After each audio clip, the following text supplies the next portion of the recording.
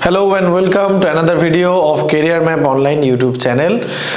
তো আমাদের upcoming PSC যে পরীক্ষা সকল রয়েছে ফুড এসআই কিংবা মিসলেনিয়াস কিংবা ক্লার্কশিপ বা তোমরা জানো একটা ইন্ডিকেটিভ অ্যাডভার্টাইজমেন্ট বেরিয়েছে অডিটের উপর অডিট অ্যান্ড অ্যাকাউন্টসের উপর পিএসসির। তো এই সকল পরীক্ষার জন্য কিছু কোয়েশ্চেন পুল আমরা তৈরি করেছি, যেখান থেকে এর আগে আমরা 20টা কোয়েশ্চেনের একটা সেট নিয়ে এসেছিলাম। আজকে সেই সিরিজেরই দ্বিতীয় পর্ব বলতে পারো, সেকেন্ড এপিসোড আজকের। তো আজকে আমরা পিএসসির যে জেনারেল সায়েন্স রয়েছে for food SI miscellaneous and clerkship, তার উপর একটা 20টা কোয়েশ্চেনের একটা সেট তোমাদের জন্য নিয়ে এসেছি। মোস্ট ইম্পর্টেন্ট সেট, যেখান থেকে কমন আসার চান্স কিন্তু খুব হাই। আমরা এরকম বেশ কিছু সেট তোমাদেরকে প্রোভাইড করতে থাকবো। তোমাদের কাছে একটাই রিকোয়েস্ট থাকবে, তোমরা এই সেটগুলো দেখবে, তোমরা চেষ্টা করবে কমেন্টে অ্যান্সারগুলো লেখার, এবং তার সাথে সাথে তোমরা নিজেরা কতটা পারছো সেটাও একটু দেখতে পাবে। আমরা এরকম 20টা কোয়েশ্চেনের সেট আরও আনবো ভবিষ্যতে। তোমরা ভালো লাগলে অবশ্যই এগুলো বন্ধুদের সাথে শেয়ার করবে এবং চ্যানেল সাবস্ক্রাইব করতে কিন্তু কেউ ভুলবে না। তো চলো আমরা শুরু করে দিই আজকের আমাদের প্রথম প্রশ্ন আমাদের যেটা আছে, এটা জিওগ্রাফির একটা কোয়েশ্চেন। সুলতানপুর পক্ষী অভয়ারণ্যটি কোন রাজ্যে অবস্থিত? 4টে অপশনস আছে আমাদের, হরিয়ানা, উত্তরপ্রদেশ, গুজরাট এবং আসাম। তো এর মধ্যে সঠিক অ্যান্সারটি কোনটা হবে? সঠিক অ্যান্সার হবে আমাদের এখানে অপশন এ, হরিয়ানা। ঠিক আছে, সুলতানপুর পক্ষী অভয়ারণ্য কোথায় আছে? হরিয়ানাতে আছে। তো এই প্রসঙ্গে আরো কতগুলো তথ্য একটু দিয়ে রাখি। আমাদের যে প্রতি 2 বছর অন্তর, তোমরা জানো 2021-এ হয়েছিল, 2023-এ হয়েছে ফরেস্ট সার্ভে অফ ইন্ডিয়া। অর্থাৎ আমাদের এই যে আমাদের ভারতবর্ষে কতটা বনাঞ্চল বৃদ্ধি পাচ্ছে, কতটা হ্রাস পাচ্ছে, কোথায় বনাঞ্চল বাড়ছে, কোথায় বনাঞ্চল কমছে, ম্যানগ্রোভের কি পরিমাণ পরিবর্তন হচ্ছে, এই সব কিছুর উপরে ফরেস্ট সার্ভের একটা রিপোর্ট পাবলিশড হয়। সেই রিপোর্টটা কিন্তু তোমরা প্রত্যেকটা পরীক্ষার আগে একবার করে একটু দেখে যেতে পারো। ওয়েবসাইটে পেয়ে যাবে, ফরেস্ট সার্ভে অফ ইন্ডিয়ার ওয়েবসাইটে পেয়ে যাবে। এছাড়া যদি তোমরা মনে করো যে তোমরা খুঁজে পাচ্ছ না বা কোনো সমস্যা আছে, তোমরা কিন্তু কমেন্ট বক্সে অবশ্যই জানাবে। আমরা তাহলে ফরেস্ট সার্ভের উপর যা যা ডিটেলস থাকবে, যা যা তথ্য থাকবে, তার উপর তোমাদের একটা ক্লাস প্রোভাইড করে দেবো, যেখান থেকে তোমরা ফরেস্ট সংক্রান্ত সমস্ত ইনফরমেশনসগুলো তোমরা পেয়ে যাবে। তো আজকে আমাদের এখানে প্রশ্নটা ছিল সুলতানপুর পক্ষী অভয়ারণ্য, যেটা উত্তর হলো হরিয়ানা। তো হরিয়ানাতে মনে রাখবে এই ফরেস্ট সার্ভের 2021-এ যে রিপোর্ট, এখন সেই 21-এর রিপোর্ট অনুযায়ী দেখা চলছে, সেই অনুযায়ী আমাদের যেটা বলা হচ্ছে যে হরিয়ানা কিন্তু স্টেটগুলোর মধ্যে সেই স্টেট যেখানে সব থেকে কম বনাঞ্চল রয়েছে, অর্থাৎ forest covered area, least forest covered area রয়েছে যে স্টেটে, সেটা হচ্ছে হরিয়ানা, এবং হাইয়েস্ট ফরেস্ট কভার্ড এরিয়া রয়েছে যে স্টেটে, সেটা হচ্ছে মধ্যপ্রদেশ। ঠিক আছে, তো হরিয়ানাতে যদি দেখা যায় দুটো এই ধরনের সংরক্ষিত অরণ্য রয়েছে, একটা হচ্ছে সুলতানপুর এবং আরেকটা রয়েছে কালেসার। বাকি আমাদের যে অপশনগুলো ছিল উত্তরপ্রদেশ, গুজরাট, আসাম, সেগুলোতে একবার দেখে নেওয়া যাক কোথায় কোন অভয়ারণ্য বা কোথায় কোন ন্যাশনাল পার্ক রয়েছে।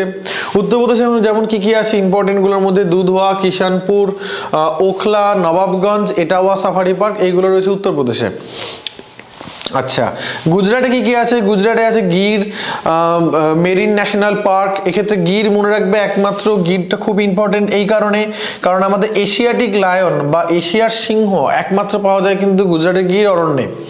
মেরিন ন্যাশনাল পার্ক, এটা কচ্ছ উপসাগরের দিকে রয়েছে marine national park. Marine national park শুনলে অনেকের মাথায় প্রথমেই আসে আন্দামান নিকোবর দ্বীপপুঞ্জ, কিন্তু তা নয়। মেরিন ন্যাশনাল পার্ক রয়েছে গুজরাটে। ব্ল্যাক বাক ন্যাশনাল পার্ক, ব্ল্যাক বাক মানে যে কৃষ্ণসার মৃগ, তোমরা জানো এর সাথে আমাদের একজন বলিউডের বিখ্যাত সেলিব্রিটি তিনি জড়িত আছেন এই ব্ল্যাক বাক হত্যার সাথে। তো সেই ব্ল্যাক বাক ন্যাশনাল পার্ক রয়েছে গুজরাটে। কচ্ছটা খুব ইম্পর্টেন্ট। কচ্ছের ইম্পর্টেন্ট এই কারণ এখানে একমাত্র ওয়াইল্ড অ্যাস বা বন্য গাধা সংরক্ষণ করা হয়, এখানে বন্য গাধা সংরক্ষণ কেন্দ্র রয়েছে। নাল সরোবর পক্ষী অভয়ারণ্য, এইগুলো রয়েছে গুজরাটে। আসামে খুব ইম্পর্টেন্ট যেগুলো, তার মধ্যে কাজিরাঙ্গা মানস তো আছেই। কাজিরাঙ্গা মানসের গুরুত্ব হচ্ছে এই জায়গাটাতেই, কাজিরাঙ্গা মানসে কিন্তু একশৃঙ্গ গন্ডার পাওয়া যায়, পৃথিবীতে একমাত্র একশৃঙ্গ গন্ডার পাওয়া যায় কিন্তু কাজিরাঙ্গা এবং মানসে।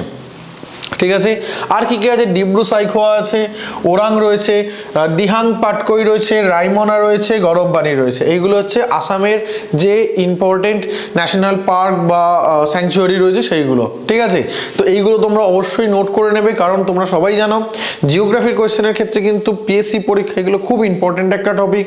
পিএসসি এই লোকেশনগুলো খুব দিয়ে দিতে পছন্দ করে। পিএসসি প্রত্যেকটা পরীক্ষা তোমরা কোয়েশ্চেন নিয়ে নাও, প্রিভিয়াস ইয়ার কোয়েশ্চেন দেখো, দেখবে ওখানে বিভিন্ন একটা কোনো স্যাংচুয়ারির নাম দিয়ে বলে দেওয়া হলো এটা কোথায় রয়েছে বা ওইটা কোথায় রয়েছে, এই জিনিসগুলো। ঠিক আছে, তো এর উপর যদি ডিটেলস ভিডিও লাগে তোমরা অবশ্যই কমেন্ট বক্সে জানাবে, আমরা কিন্তু এর উপর ডিটেলস ভিডিও তোমাদেরকে দিয়ে দেবো। ঠিক আছে, কোয়েশ্চেন নাম্বার 2-তে আসি আমরা। শুশুনিয়া পাহাড়টি কোন রাজ্যে অবস্থিত? শুশুনিয়া পাহাড় সবাই নাম শুনেছে, অনেকে ঘুরতেও গেছে আশা করি। শুশুনিয়া পাহাড়টা কোন রাজ্যে অবস্থিত? শুশুনিয়া রয়েছে হচ্ছে পশ্চিমবঙ্গে। ঠিক আছে, পশ্চিমবঙ্গের কোথায়? শুশুনিয়া রয়েছে বাঁকুড়া জেলায়। ঠিক আছে, আমরা পশ্চিমবঙ্গের পাহাড় অঞ্চল রয়েছে দুটো, একটা হচ্ছে পার্বত্য অঞ্চল যেটা উত্তর দিকে, যেটা হচ্ছে দার্জিলিং জেলা, জলপাইগুড়ি জেলা 2-3টে ব্লক নিয়ে তৈরি হয়েছে এবং আলিপুরদুয়ার জেলার কিছুটা অংশ নিয়ে তৈরি হয়েছে। ঠিক আছে, মুখ্যত রয়েছে এটা দার্জিলিং জেলাতেই। আর পশ্চিমবঙ্গের যে মালভূমি অঞ্চল রয়েছে, অর্থাৎ আমাদের পশ্চিম দিকটাতে, পশ্চিমবঙ্গের যে পশ্চিম ভাগ, পুরুলিয়া, বাঁকুড়া, বীরভূমের কিয়দংশ এবং পশ্চিম মেদিনীপুর, ঝাড়গ্রামের কিয়দংশ নিয়ে তৈরি হয়েছে আমাদের যে মালভূমি অঞ্চল। সেই মালভূমি অঞ্চলে কিন্তু কিছু পাহাড় দেখা যায়, যদিও এগুলোকে পাহাড় না বলে এগুলোকে হিললক বলা যেতে পারে, কারণ মানে এগুলো জাস্ট ওই ছোটোখাটো কিছু টিলা টাইপের। ঠিক আছে, এবং এখানেই আমাদের এই দক্ষিণবঙ্গে সর্বোচ্চ শৃঙ্গ গোর্গাবুরু যেটা, সেটা এই অঞ্চলে কিন্তু অবস্থিত রয়েছে। ঠিক আছে, তো এইখানে কোন কোন জেলা বললাম? পুরুলিয়া, বাঁকুড়া, বীরভূম এবং পশ্চিম মেদিনীপুর, ঝাড়গ্রামে কিছু অংশ নিয়ে আছে এই অংশটা।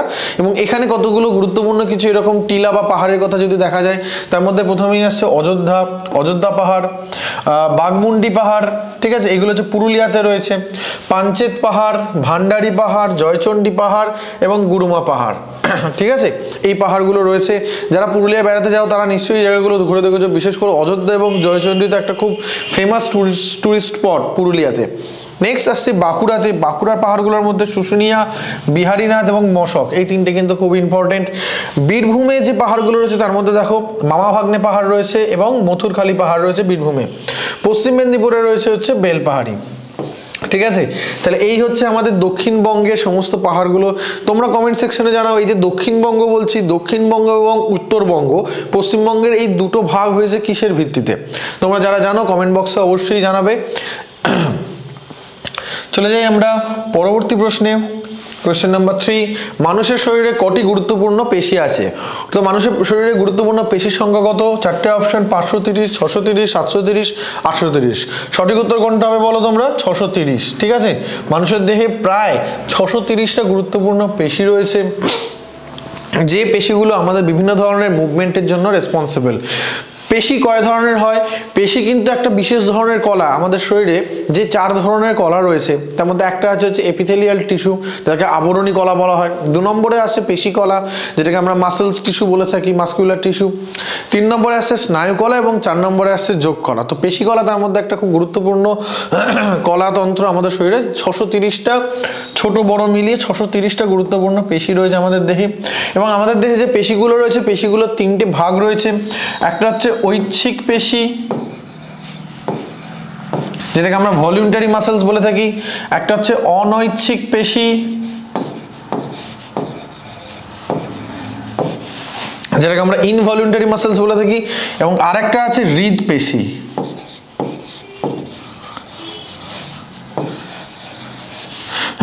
হৃদপেশিটা হচ্ছে কি, যেটা আমাদের মূলত হৃদপিণ্ডের সংকোচন প্রসারণের জন্য প্রয়োজন হয়। ঠিক আছে, ঐচ্ছিক পেশি মানে যেটাকে আমরা ইচ্ছে মতো চলাচল করতে পারি, যেমন ধর আমাদের হাতের বাইসেপস কিংবা ট্রাইসেপস, যেটাকে আমাদের ইচ্ছে হলো আমরা এই সংকোচন প্রসারণ করলাম, করে হাতটাকে সঞ্চালন করতে পারছি।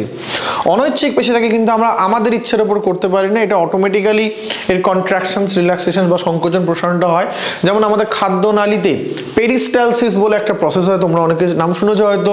যেটা কি হয়, আমরা যখনই খাদ্য গলাধকরণ করি, খাই, তখন কি হচ্ছে, তখন ওই পেশির মধ্যে সংকোচন প্রসারণের ফলে খাবারটা গলা দিয়ে নামতে থাকে। ঠিক আছে, ক্রমশ ওটা আমাদের এই খাদ্য নালী বরাবর প্রবাহিত হয়। তার কারণটা হচ্ছে ওইখানে যে অনৈচ্ছিক পেশিগুলো থাকে, সেই অনৈচ্ছিক পেশিগুলোর সঞ্চালন হয়, অটোমেটিক্যালি এই জিনিসটা হয়। এবং হৃদপেশি, এই পেশিটা মনে রাখবে, এটা কন্টিনিউয়াসলি কাজ করে যায় 24/7, এর কোনো রেস্ট নেই। হৃদপেশি সারাক্ষণে সংকোচন প্রসারণ হয়ে চলেছে আমাদের হৃদপিণ্ডে যে পেশিগুলো রয়েছে। এবং হৃদপেশি যদি রেস্ট হয়ে যায়, তো যার হৃদপেশি সে রেস্ট ইন পিস হয়ে যাবে। ঠিক আছে, তো সেই কারণে হৃদপেশি একটা আলাদা রকমের পেশির পর্যায়ে ফেলা হয়েছে, যাকে সারাদিন, এবং এটাও এক ধরনের অনৈচ্ছিক পেশি, কারণ আমরা ইচ্ছা মতো আমাদের হার্ট রেটকে ওরকমভাবে চেঞ্জ করতে পারি না। কিন্তু যে আমার মনে হলো যে আমি হৃদপেশিগুলোকে বন্ধ করে রেখে দেবো, কিংবা ইচ্ছে হলে আমি হঠাৎ হৃদপেশিগুলোকে খুব ফাস্ট চালাতে শুরু করলাম, তা কিন্তু হয় না। ঠিক আছে, তো আমাদের 630টা পেশি আছে। পরের প্রশ্নটা আমাদের পেশি নিয়ে, সেখানে আমরা কতগুলো বিশেষ পেশি নিয়ে আলোচনা একটু করে নেবো। আমাদের শরীরে সবথেকে ছোট পেশির নাম কি? খুব ভালো প্রশ্ন এটা। নাম্বার 1 বুটক পেশি, নাম্বার 2 গ্লুটন পেশি, নাম্বার 3 সার্টোরিয়াস পেশি এবং কোয়েশ্চেন নাম্বার 4 যেটা অপশন ডি স্টেপিডিয়াস পেশি। তো সঠিক উত্তর হচ্ছে স্টেপিডিয়াস পেশি। চলো একটু দেখে নেওয়া যাক যে এই স্টেপিডিয়াস পেশিটা কোথায় থাকছে আমাদের শরীরে। ঠিক আছে, তো দেখে নেওয়া যাক। চলো এইটা দেখো, এই ছবিটা সবাই একটু দেখো। ছবিটা হচ্ছে আমাদের কানের ছবি। এই অংশটাকে তোমরা সবাই চিনতে পারছো, যেটাকে আমরা পিনা বলি বা কর্ণপটহ বলে থাকি। এটা হচ্ছে বহিঃকর্ণের অংশ, বাইরের দিকে। এইটা হচ্ছে আমাদের মাথার ভিতরের দিককার অংশ। ঠিক আছে, তো যখন কোনো একটা শব্দ আসে পিনাতে ওটা ধাক্কা খেয়ে প্রতিফলিত হয়ে চলে আসে ওটা আমাদের কোথায়? এই কর্ণকুহরের মধ্যে দিয়ে, যেটাকে ইয়ার ক্যানাল বলা হচ্ছে। ঠিক আছে, এই নালীর মধ্যে দিয়ে, ইয়ার ক্যানালের মধ্যে দিয়ে চলে আসে। এখানে থাকে হচ্ছে আমাদের ইয়ার ড্রাম, এই অংশটা। ঠিক আছে, যেটাকে আমরা কানের পর্দা বলে থাকি। ইয়ার ড্রামটা কি হয়? এই যখনই সাউন্ড ওয়েভটা আসে, শব্দ তরঙ্গটা যখনই আসে ইয়ার ক্যানালের থ্রুতে, ইয়ার ড্রামটা কি হয়? ইয়ার ড্রামটা কাঁপতে শুরু করে, ওখানে একটা ভাইব্রেশন তৈরি হয়।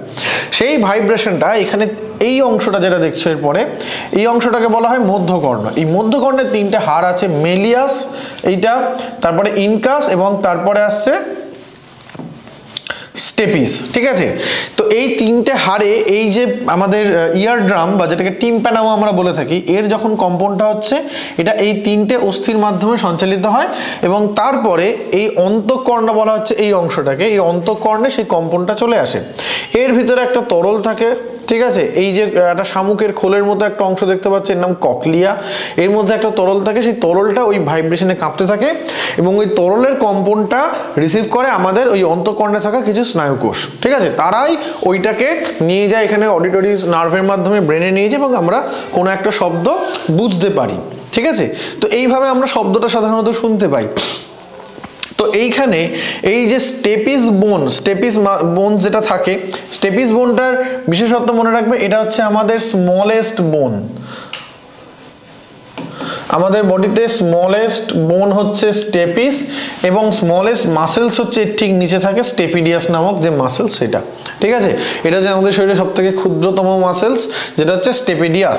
এরপর আমরা একটু দেখে নেবো আমাদের শরীরে বৃহত্তম মাসেলসটা হলে কোনটা। আমাদের শরীরে বৃহত্তম মাসেলস যেটা থাকে সেটার নাম হচ্ছে গ্লুটাস ম্যাক্সিমাস, যেটা থাকে কোথায়? আমাদের হিপ জয়েন্ট রিজিয়নে। ঠিক আছে, আমাদের হিপ জয়েন্ট পোর্শনে যদি আমাদের বডি অনুযায়ী দেখে আমাদের কোমরের দিকে যে হাড়টা রয়েছে সেটাকে বলা হয় পেলভিক গার্ডেল এবং পেলভিক গার্ডেলের পিছন দিকটা আমাদের হিপ জয়েন্ট যে জায়গাটা, সেই জায়গাটায় থাকে এই মাসেলসটা। এই যে লাল রঙের করে দেওয়া আছে, এটা হচ্ছে আমাদের গ্লুটাস ম্যাক্সিমাস পেশি।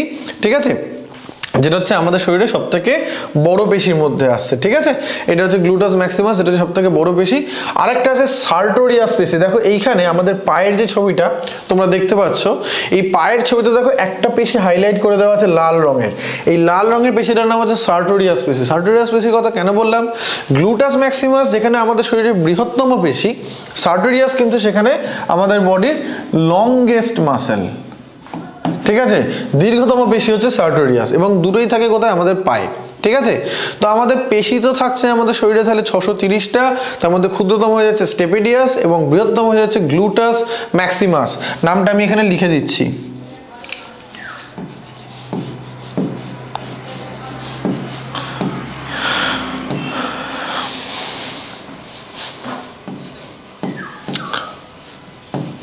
গ্লুটাস ম্যাক্সিমাস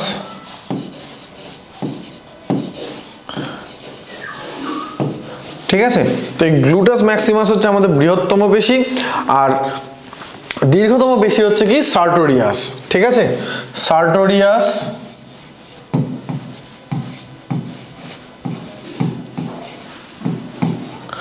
সার্টোরিয়াস হচ্ছে আমাদের দীর্ঘতম পেশি। ঠিক আছে, হলো এই তো গেল পেশির কথা। 630টা পেশি থাকছে আমাদের শরীরে, তার মধ্যে বৃহত্তম ক্ষুদ্রতম হয়ে গেল। আমাদের শরীরে হাড় কতগুলো থাকে, অস্থি কতগুলো থাকে? তো দেখো একটা বাচ্চা যখন জন্মায় তখন তাদের শরীরে কম বেশি 300টার মতো হাড় থাকে। যত বড় হতে থাকে ততই হাড়গুলো একে অন্যের সাথে জুড়ে যায় এবং জুড়ে গিয়ে আলটিমেটলি একজন পূর্ণাঙ্গ পুরুষ বা পূর্ণাঙ্গ স্ত্রীলোকের দেহে থাকে 206টা হাড়। কতগুলো? 206টা হাড়। তার মধ্যে ক্ষুদ্রতম হাড় আমরা তোমাদের বললাম, যেটা আমাদের এই কানের ভিতরে থাকে, মধ্যকর্ণে থাকে, যার নাম হচ্ছে কি? স্টেপিস নামক যে হাড়টা সেটা থাকে। যদি তোমাদের বুঝতে অসুবিধা, আমি এটা মুছে দিচ্ছি, একটু দেখলে বুঝতে পারবে। এখানে স্টেপিস হাড়, এই যে যেটা দেখতে পাচ্ছ, এই অংশটা সাদা মতো। ঠিক আছে, কিছুটা এইরকম টাইপের শেপ। ঠিক আছে, এইটা হচ্ছে স্টেপিস হাড়, যেটা আমাদের শরীরের সবথেকে ক্ষুদ্রতম হাড়। ঠিক আছে, এবং বৃহত্তম হাড় কোনটা? বৃহত্তম হাড়টাও তোমাদের দেখাই। এই যে হাড়টা, যেটা হচ্ছে আমাদের থাইয়ে যে হাড়টা থাকে, ঠিক আছে, যেটাকে বলা হচ্ছে কি, যেটাকে বলা হচ্ছে ফিমার। ফিমার বোন, ফিমার হচ্ছে আমাদের দেহের বৃহত্তম হাড়। ঠিক আছে, সব থেকে লম্বা হাড় শরীরে যেটা থাকে সেটা হচ্ছে ফিমার।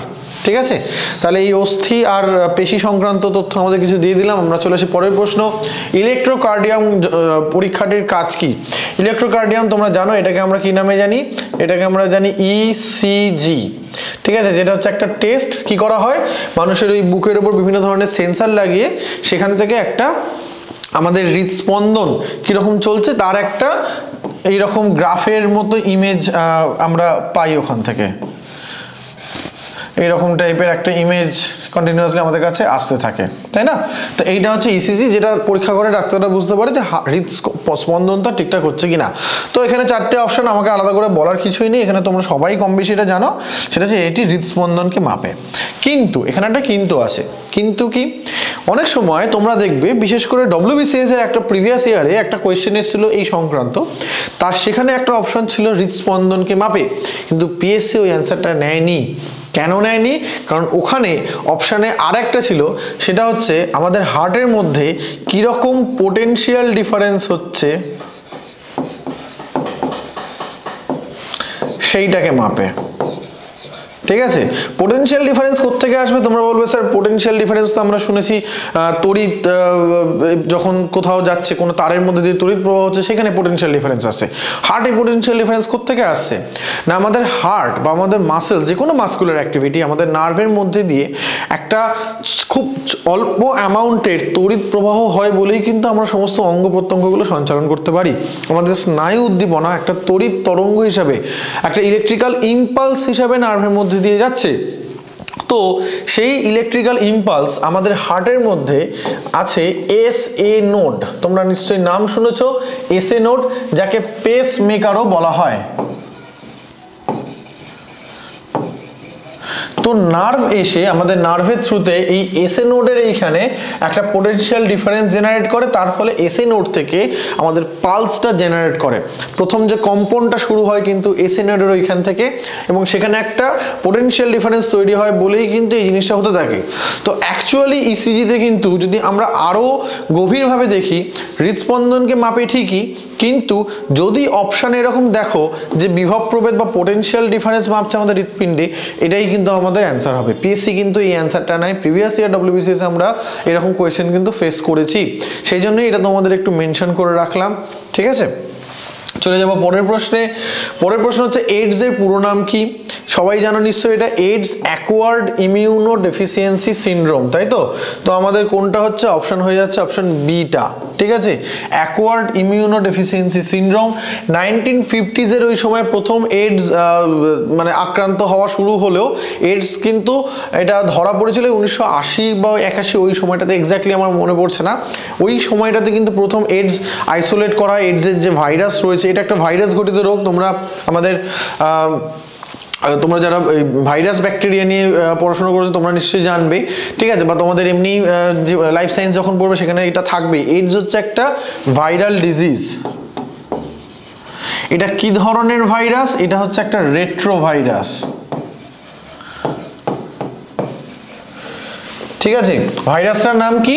ভাইরাসটার নাম হচ্ছে HIV, human immuno deficiency virus. ঠিক আছে, এবং এই রোগটার নাম হচ্ছে কি acquired immuno deficiency syndrome. Acquired মানে অর্জন করা, ইমিউনো ডেফিসিয়েন্সি মানে কি? মানে আমাদের শরীরে যে অনাক্রমতা তন্ত্র থাকে অন্যান্য রোগের বিরুদ্ধে যেটা কাজ করছে, সেই অনাক্রমতা তন্ত্রটাকে পুরো ড্যামেজ করে দেয়। এটা আমাদের, বিশেষ করে আমাদের যে টি সেল থাকে, যারা মেনলি অনাক্রমতা, টি সেল, বি সেল মানে লিম্ফোসাইট যেগুলো, সেই টি লিম্ফোসাইটগুলোকে এরা পুরোপুরি নষ্ট করে দেয় HIV ভাইরাস। ঠিক আছে, এবং সেখান থেকে এইডস এর, যে এই জন্য বলা হয় এইডস এর কিন্তু স্পেসিফিক কোনো সিমটমস থাকবে তা নয়, কিন্তু এইডস যেহেতু আমাদের ইমিউনিটি সিস্টেমটাকে নষ্ট করে দিচ্ছে ধীরে ধীরে, তো আমরা অন্যান্য রোগে খুব সহজেই আক্রান্ত হয়ে পড়ি এবং সেই রোগই কিন্তু মারাত্মক আকার ধারণ করতে পারে।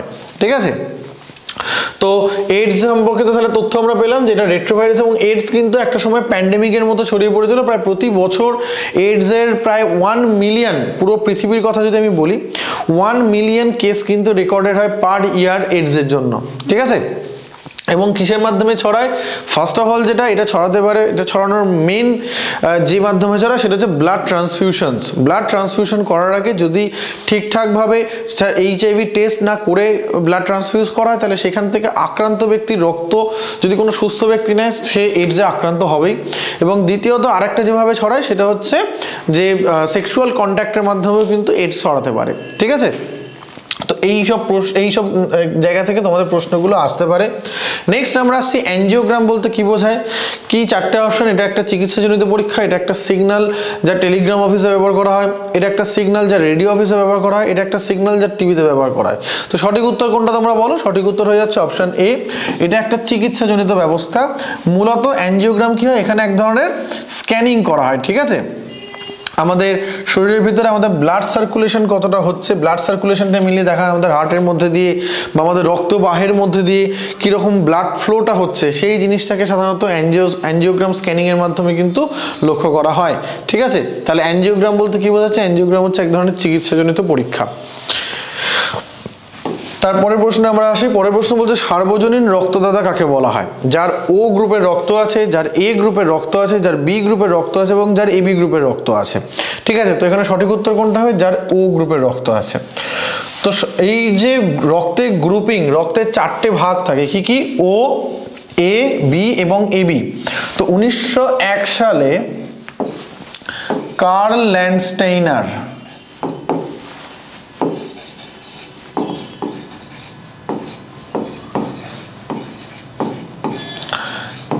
ল্যান্ডস্টেইনার প্রথম এই ব্লাড গ্রুপিং আবিষ্কার করেছিলেন, ঠিক আছে। যে রক্তেরও যে গ্রুপ হয় এবং রক্ত যখন ট্রান্সফিউজ করা হচ্ছে একজন সুস্থ ব্যক্তিকে থেকে একজন যার চাহিদা রয়েছে রক্তে, তাকে যখন দেওয়া হচ্ছে, সেই ক্ষেত্রে কিন্তু এই জিনিসটা মাথায় রাখতে হয় যে তার যেন রক্তের গ্রুপটা প্রপারলি ম্যাচ করে, ঠিক আছে। তো সেদিক থেকে এই 1901 সালে প্রথম কার্ল ল্যান্ডস্টেইনার এটা আবিষ্কার করেন এবং রক্তকে গ্রুপে ভাগ করেন। এবং যে কারণে মনে রাখবে 1930 সালে কার্ল ল্যান্ডস্টেইনার কিন্তু নোবেল পুরস্কার পেয়েছিলেন, ঠিক আছে। পরে 1940 কি 1942 সাল নাগাদ এইরকম সময় ওয়েইমার বলে একজন সায়েন্টিস্ট, ওয়েইনার, তিনি আবিষ্কার করেছিলেন হচ্ছে RH ফ্যাক্টর, ঠিক আছে। তার আগে পর্যন্ত RH ফ্যাক্টর ব্যাপারে আমাদের সেরকম জানা ছিল না, আমরা জানতাম এই চারটে গ্রুপই হয়। RH ফ্যাক্টর আবিষ্কার করার পরে কি হলো, দেখা গেল যে এই চারটে গ্রুপের মধ্যে আবার দুটো ভার্সন রয়েছে, কি কি? একটা হচ্ছে A positive and A negative, B positive এবং B নেগেটিভ, AB পজিটিভ এবং AB নেগেটিভ, এবং লাস্টে ও পজিটিভ আর ও নেগেটিভ, ঠিক আছে। এই ব্লাড গ্রুপিং সিস্টেম RH ফ্যাক্টরের উপর বেস করে হয়। RH ফ্যাক্টরটা প্রথম আবিষ্কার করা হয় রেসাস নামে একটা বানরের দেহে, ঠিক আছে। এবং পরে দেখা যায় মানুষের মধ্যে, হিউম্যান পপুলেশনের মধ্যে 85% মানুষ যাদের দেহে RH ফ্যাক্টর আছে, অর্থাৎ কিনা তারাই পজিটিভ ক্যাটাগরির মধ্যে পড়ছে। বাকি যে 15% তারা এসে যাচ্ছে এই নেগেটিভ ক্যাটাগরির মধ্যে। বাকি 15% তারা আসছে এই নেগেটিভ ক্যাটাগরির মধ্যে। টোটাল হিউম্যান পপুলেশনের 85% পজিটিভ আছে, 15% রয়েছে নেগেটিভ ব্লাড গ্রুপ, ঠিক আছে।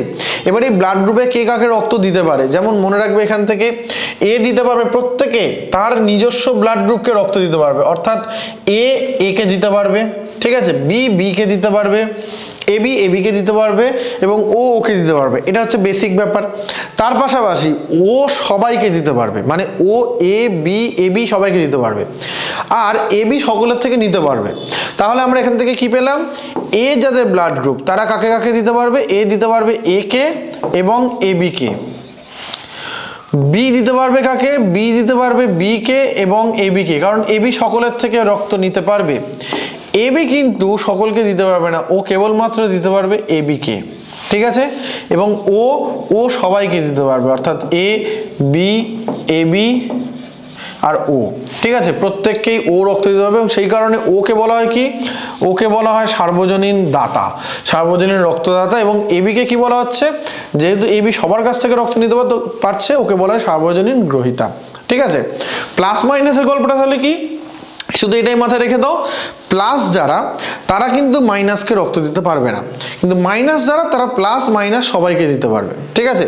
অর্থাৎ এ পজিটিভ, যে এ পজিটিভ যদি দেয়, দেখো এ কাকে কাকে দিতে পারছে, এ দিতে পারছে এ কে এবং এবি কে।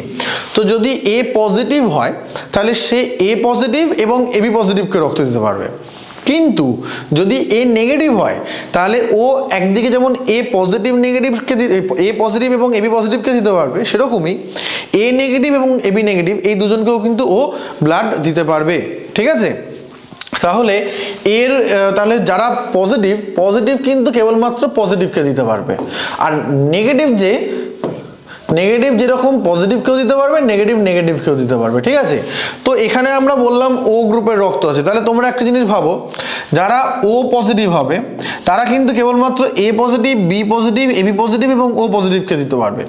কিন্তু যারা ও নেগেটিভ হবে তারা তো এই পজিটিভ যারা আছে তাদের দিতে পারবেই, পাশাপাশি A negative, B negative, AB negative এবং ও নেগেটিভ এদেরকেও দিতে পারবে। তো অ্যাকচুয়ালি সার্বজনীন গ্রহীতা যেটাকে বলা হচ্ছে সেটা কিন্তু ও নয়। এবার তোমাদের অপশন অনুযায়ী, যদি অপশনে দেখো ও এবং ও নেগেটিভ রয়েছে, ও পজিটিভ নেগেটিভ দুটোই আছে, তখন কিন্তু তোমরা ও নেগেটিভে মারবে। ও নেগেটিভ হচ্ছে অ্যাকচুয়াল সার্বজনীন দাতা, ঠিক আছে, বা ইউনিভার্সাল ডোনার, ঠিক আছে, রক্তের সার্বজনীন দাতাকে ও নেগেটিভ, ঠিক আছে। তাহলে এই হয়ে গেল আমাদের ব্লাড গ্রুপের সমস্ত তথ্য। কার্ল ল্যান্ডস্টেইনারের এটাও মনে রাখবে, 1901 সালে উনি আবিষ্কার করেছিলেন এবং তার জন্য 1930 সালে মেডিসিনের উপর নোবেল পান। চলে আসি পরবর্তী প্রশ্নে, নিম্নলিখিতগুলির মধ্যে কোনটি মেডিকেল ডায়াগনস্টিক টেস্ট নয়? চারটে options, colonoscopic test, McNaughton test, Doppler test এবং সিটি স্ক্যান টেস্ট, ঠিক আছে। এর মধ্যে কোলোনোস্কোপিক টেস্ট এটা একটা মেডিকেল টেস্ট, এই কারণে কারণ আমাদের যে ইন্টারনাল অর্গান কোলন বা ওই আমাদের যে বৃহদন্ত্র যে অংশটা রয়েছে সেই অংশটাতে কোলোনোস্কোপিক টেস্ট করে সেখানকার পরিস্থিতিগুলোকে দেখা হয়।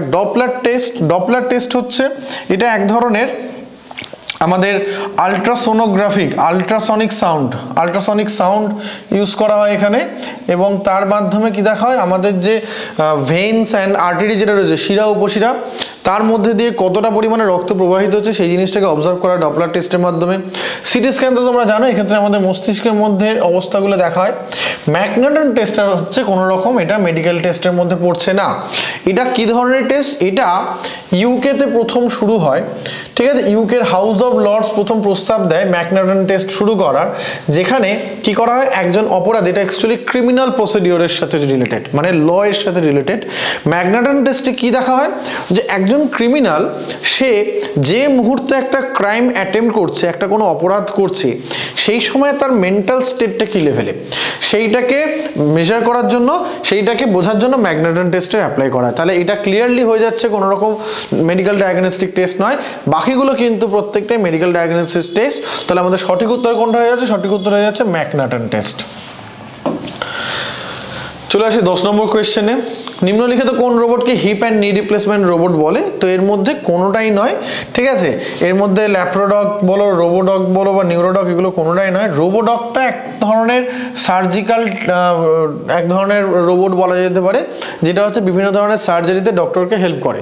Basically hip and knee replacement robot যে জিনিসটা আছে, hip and knee replacement robot এটা কি? এটা হচ্ছে এক ধরনের টুলস। এটা পার্টিকুলারলি কোনো যে রোবট তা নয়। একটা হিপ অ্যান্ড নি রিপ্লেসমেন্ট যে সার্জারিগুলো হয় তার আগে সার্জন একটা প্ল্যান করে রাখে এবং সেই প্ল্যানটাকে এক্সিকিউট করার সময় তাকে বিভিন্ন রকমভাবে সাহায্য করে এই রোবটটা। তো সঠিক উত্তর হয়ে যাচ্ছে কোনটা? সঠিক উত্তর হয়ে যাচ্ছে কিন্তু কোনোটিই নয়, ঠিক আছে। তাহলে এগুলো কোনোটাই কিন্তু হবে না, ল্যাপ্রোডগ, নিউরোডগ, রোবোডগ কোনোটাই হবে না। সঠিক উত্তর হয়ে যাচ্ছে কি কোনোটিই নয় এর মধ্যে। নেক্সট আমরা আসছি কোয়েশ্চেন নাম্বার 11, কে কন্ট্যাক্ট লেন্স সেন্সর উন্নীত করেছেন যার দ্বারা গ্লুকোমা নির্ণায়ক বিভিন্ন জিনিসকে যেমন stress hormone, uric acid, pressure sensing নিরীক্ষণ করা যায়।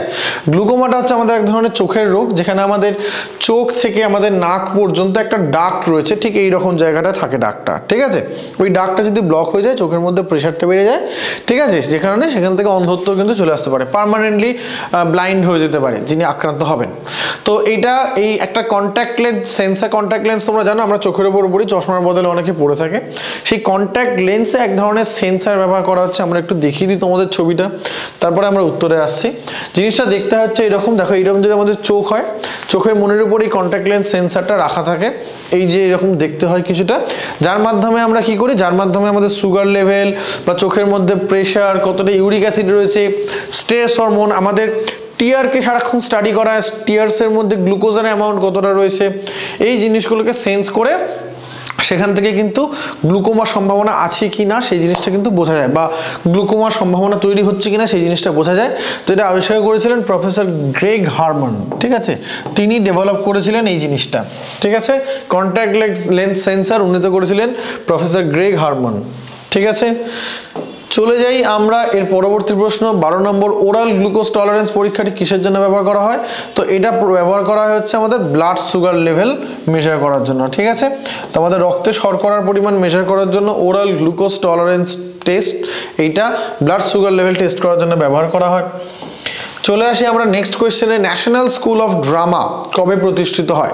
ন্যাশনাল স্কুল অফ ড্রামা কবে প্রতিষ্ঠিত হয়? এটা প্রতিষ্ঠিত হয় 1959 সালে, 1959-এ ন্যাশনাল স্কুল অফ ড্রামা প্রতিষ্ঠিত হয়, ঠিক আছে। 4টে অপশন ছিল, এখানে এইটা হয়ে যাচ্ছে আমাদের সঠিক উত্তর। আমরা একটু দেখে নেব ন্যাশনাল স্কুল অফ ড্রামা সম্পর্কে।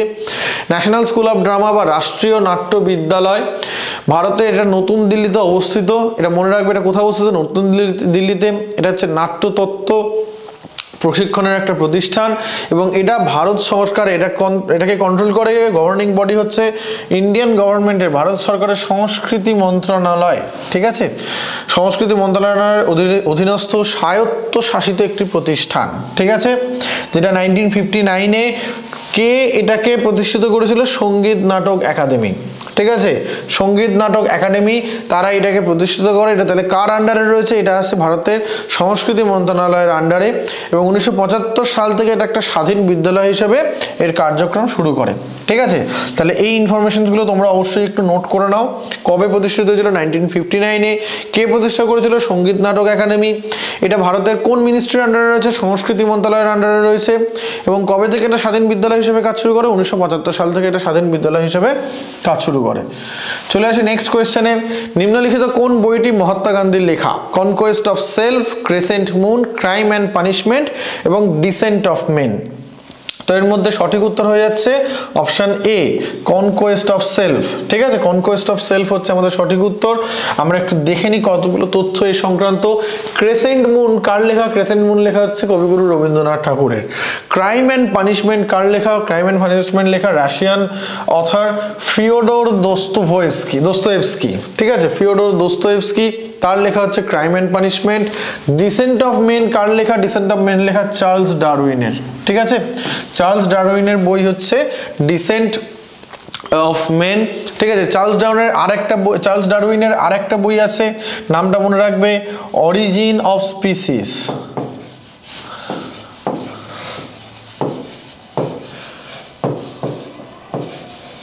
ঠিক আছে। অরিজিন অফ স্পিসিস অর্থাৎ প্রজাতি কিভাবে সৃষ্টি হয়েছিল। তোমরা জানো আমাদের অভিব্যক্তি তত্ত্বের অন্যতম মুখ্য প্রবক্তা ছিলেন চার্লস ডারউইন, ঠিক আছে। তার struggle for existence, natural selection theory খুবই পপুলার, এবং সেগুলো তিনি লিখে গেছিলেন অরিজিন অফ স্পিসিস, যেখানে প্রজাতি কিভাবে সৃষ্টি হয়েছে সেটা ব্যাখ্যা করা ছিল।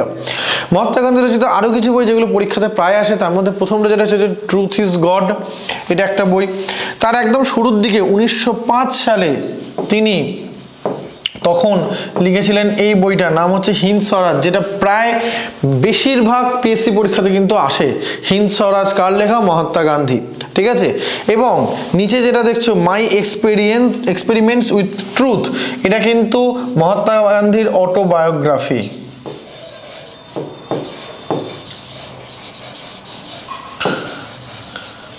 ঠিক আছে। মহাত্মা গান্ধীর autobiography my experiments with truth. ঠিক আছে, তো এই হচ্ছে মহাত্মা গান্ধী রচিত যেগুলো কিছু বই যেগুলো আমাদের বিভিন্ন কম্পিটিটিভ এক্সামে ঘুরিয়ে ফিরিয়ে কিন্তু আসে। ঠিক আছে, চলে যাই আমরা নেক্সট কোয়েশ্চেনে। এসেজ অন গীতা বইটি কে লিখেছিলেন? Options Bankimchandra Chattopadhyay, Mahatma Gandhi, R N. টেগর অর্থাৎ রবীন্দ্রনাথ টেগর এবং অরবিন্দ ঘোষ। তো সঠিক উত্তর হচ্ছে অরবিন্দ ঘোষ। অরবিন্দ ঘোষ কে ছিলেন তোমরা জানো, আমাদের বঙ্গভঙ্গের সময় যে যুগান্তর দল হয়েছিল সেই যুগান্তর দলের একজন খুব গুরুত্বপূর্ণ নেতা ছিলেন অরবিন্দ ঘোষ। অরবিন্দ ঘোষের ভাই বারীন্দ্র ঘোষ তিনিও কিন্তু সেই সময়কার একজন খুব নামকরা বিপ্লবী। এবং যে ক্ষুদিরাম বসুর প্রফুল্ল চাকির যে ঘটনাটা তোমরা জানো, যেখানে ওই কিংসফোর্ডকে হত্যা করার উদ্দেশ্যে তারা বোম ছুঁড়েছিলেন, যেখানে কিংসফোর্ড মারা গেছিলেন মিসেস কেনেডি এবং তার মেয়ে, বিহারে মুজফ্ফরপুরের ঘটনা। এবং সেখান থেকে পরে প্রফুল্ল চাকি ধরা পড়ে আত্মহত্যা করেন, কিন্তু ক্ষুদিরাম আত্মহত্যা করতে পারেননি, উনি ধরা পড়েছিলেন এবং বিচারে তার ফাঁসি হয়। এবং ক্ষুদিরাম বসুর থেকে প্রাপ্ত তথ্য নিয়ে তারপরে ব্রিটিশ গভর্নমেন্ট শুরু করে হচ্ছে আলিপুর বোমা মামলা, খুবই কুখ্যাত আলিপুর বোমা মামলা, যেখানে চিত্তরঞ্জন দাস আমাদের বিপ্লবীদের হয়ে লড়েছিলেন, দেশবন্ধু চিত্তরঞ্জন দাস। এবং সেখানে আলিপুর বোমা মামলার পরবর্তীকালে অরবিন্দ ঘোষ বাদে বাকি প্রত্যেকেরই কিন্তু যাবজ্জীবন বা দ্বীপান্তর কিছু একটা হয়েছিল, যাবজ্জীবন অথবা দ্বীপান্তর হয়। ঠিক আছে, সমস্ত বিপ্লবীদেরই। এবং তারপরেই মোটামুটি ওই যুগান্তর দলের ক্ষমতা কিছুটা হলেও ওই সময়টা সাময়িক কালের জন্য হ্রাস পায়। তো আমরা ঋষি অরবিন্দর ব্যাপারে যদি দেখি, ঋষি অরবিন্দে একটি সংবাদপত্র তিনি প্রকাশ করতেন যার নাম ছিল বন্দে মাতরম। এটা বিভিন্ন পরীক্ষাতে আসে কিন্তু। ঠিক আছে, যে বন্দে মাতরমকে সম্পাদনা করতেন ঋষি অরবিন্দ সম্পাদনা করতেন। ঠিক আছে, 1910 সাল পর্যন্ত তিনি স্বাধীনতা আন্দোলনের সাথে যুক্ত ছিলেন। আলিপুর বোমা মামলায় যখন তিনি ছাড়া পান, তারপর তিনি চলে যান পন্ডিচেরিতে। সেখানে গিয়ে কিন্তু তিনি আস্তে আস্তে আধ্যাত্ম চর্চার দিকে মন দেন। তিনি বিপ্লবী জীবন থেকে বেরিয়ে এসে সম্পূর্ণভাবে আধ্যাত্ম চর্চার দিকে মন দিয়েছিলেন। ঋষি অরবিন্দ, মনে রাখবে আর একটা পয়েন্ট, বরোদাতে একটি বিশ্ববিদ্যালয়ে তিনি কিন্তু অধ্যাপনা করতেন। ঠিক আছে, তো মুরারিপুকুরে ঋষি অরবিন্দের যে বাড়ি ছিল সেখান থেকেই মূলত আলিপুর বোমা মামলার সূত্রপাত। ওখানেই তল্লাশি চালিয়ে পুলিশরা বিভিন্ন ধরনের বোমা তৈরির কৌশল বা ওখান থেকেই যুগান্তর দলের সমস্ত ক্রিয়াকলাপ কন্ট্রোল হতো। তো সেইখানে তল্লাশি চালিয়ে সেখান থেকেই তারপর আলিপুর বোমা মামলার সমস্ত এভিডেন্স খাড়া করে আমাদের তখন আলিপুর বোমা মামলা চালানো হয়েছিল। ঠিক আছে, তো এখনো তোমরা পন্ডিচেরিতে গেলে দেখবো ওখানে অরোভিল আশ্রম রয়েছে ঋষি অরবিন্দ যেটা ছিল। ঠিক আছে, আনন্দমঠ বইয়ের লেখক একজন। Option A Bangladeshi, option B ভারতীয়, option C Pakistani, option D কোনোটিই নয়। তো এটা প্রত্যেকের কাছেই খুব জলভাত, এটা হচ্ছে ভারতীয়। কে? ঋষি বঙ্কিমচন্দ্র চট্টোপাধ্যায়। ঠিক আছে, আনন্দমঠ লিখেছিলেন ঋষি বঙ্কিমচন্দ্র চট্টোপাধ্যায়। ঊনবিংশ শতাব্দীর একটা বই। ঠিক আছে, যেটা 1882 সালে এটা প্রকাশ হয়। এটা খুব আসে পরীক্ষায়। আনন্দমঠ কত সালে প্রকাশিত হয়? 1882 সালে। এবং আমাদের যে জাতীয় গান যেটাকে বলা হয় দ্যাট ইজ বন্দে মাতরম, এই বন্দে মাতরম কিন্তু এই আনন্দমঠ থেকেই নেওয়া হয়েছিল। ঠিক আছে, তোমরা জেনে থাকবে আনন্দমঠ থেকেই কিন্তু বন্দে মাতরমটা নেওয়া হয়, আনন্দমঠ থেকে গানটা নেওয়া হয়, যেটা পরবর্তীকালে বিপ্লবীদের এক প্রকার মূল মন্ত্রে পরিণত হয়েছিল। ঠিক আছে, এটা মূলত সন্ন্যাসী বিদ্রোহের প্রেক্ষাপটে যে 76-এর মন্বন্তর এবং সন্ন্যাসী বিদ্রোহের যে পটভূমিকায় কিন্তু এই গল্পটা লেখা হয়েছিল। ঠিক আছে, question number 17, the road ahead বইটি কার রচনা? ঠিক আছে, চারটে options, PB Shelley, John Keats, Bill Gates, Paul Roberts.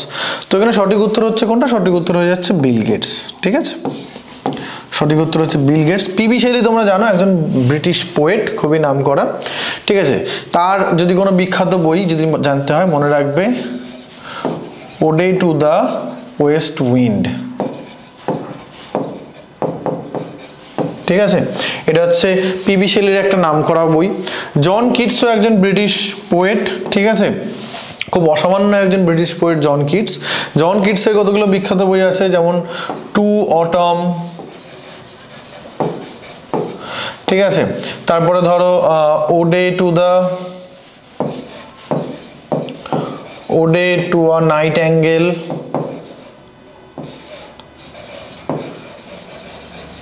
ঠিক আছে, এই ধরনের কিছু বই রয়েছে। ঠিক আছে, এই বইটা দ্য রোড অ্যাহেড বইটা বিল গেটসের রচনা। পল রবার্টস হচ্ছেন একজন American journalist come other.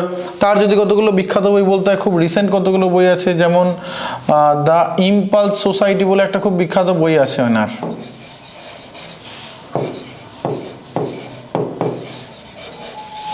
The impulse society. আরো দুটো খুব গুরুত্বপূর্ণ বই আছে যেটা বিভিন্ন পরীক্ষায় আসতে দেখা গেছে, এন্ড অফ ফুড